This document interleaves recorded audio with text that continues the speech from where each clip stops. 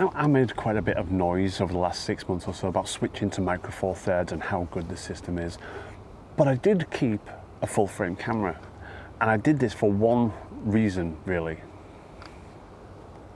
vintage lenses.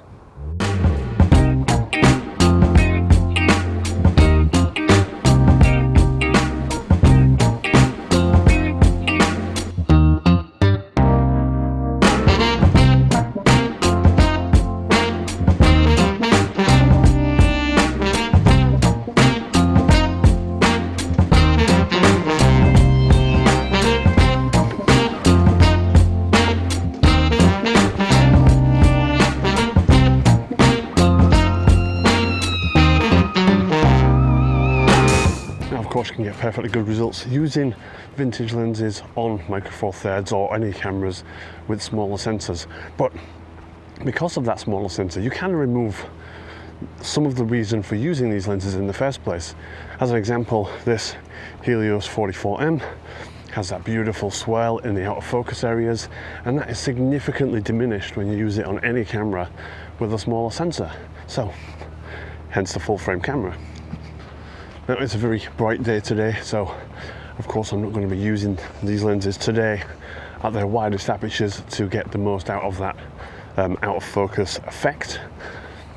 But it's still producing nice images. This Helios is actually surprisingly sharp in the center, and I do have a few others with me as well.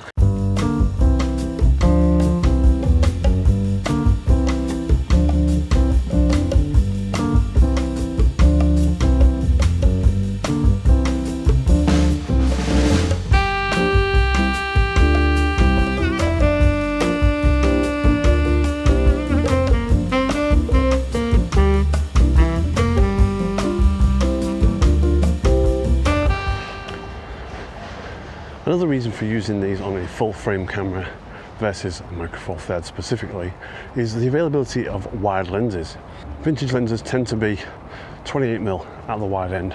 There are other options obviously, but not in the sort of low end of the price range. So that's a 56mm on a Micro Four Thirds camera. So if you want to get any wider than that, you're kind of screwed.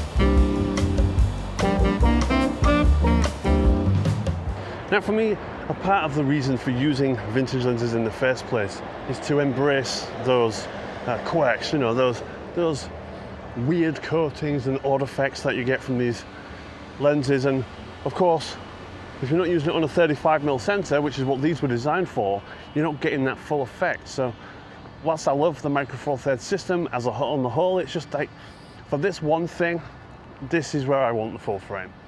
Right, I think I'm going to switch up this lens to the Hanima 135 f3.5. I'm not really having much luck with the Helios.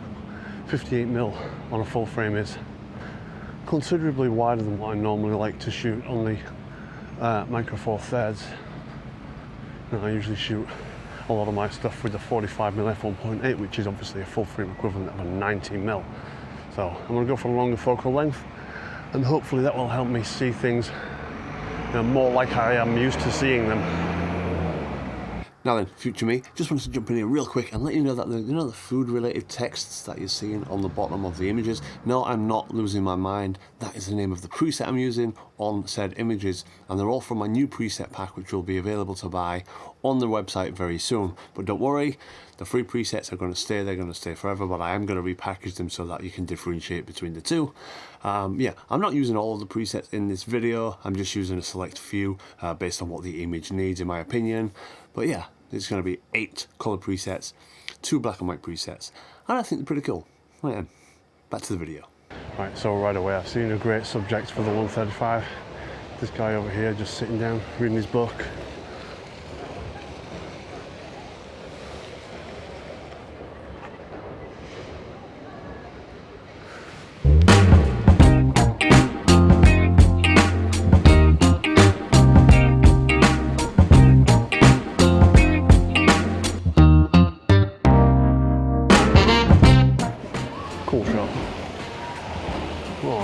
feeling a bit more comfortable with this lens.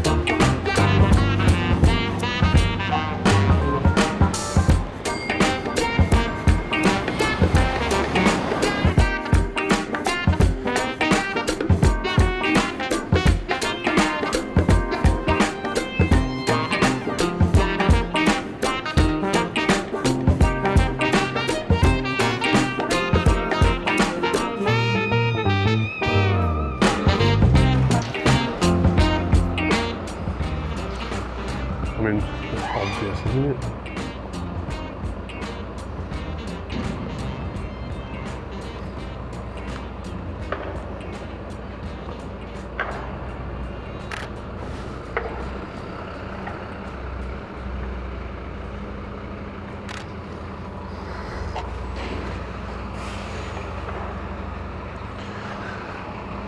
I'd have to slap myself if I walked past that one.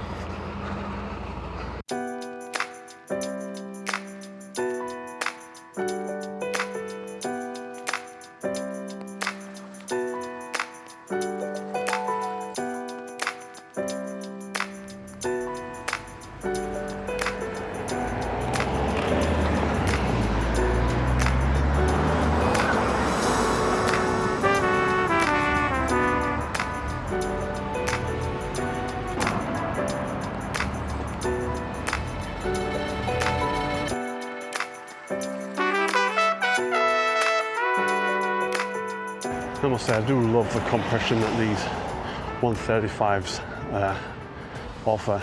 And these are actually some of the cheaper vintage lenses available out there because there's just a hell of a lot of them. Now, while we're on the subject of cost, these things can be had for relatively cheap.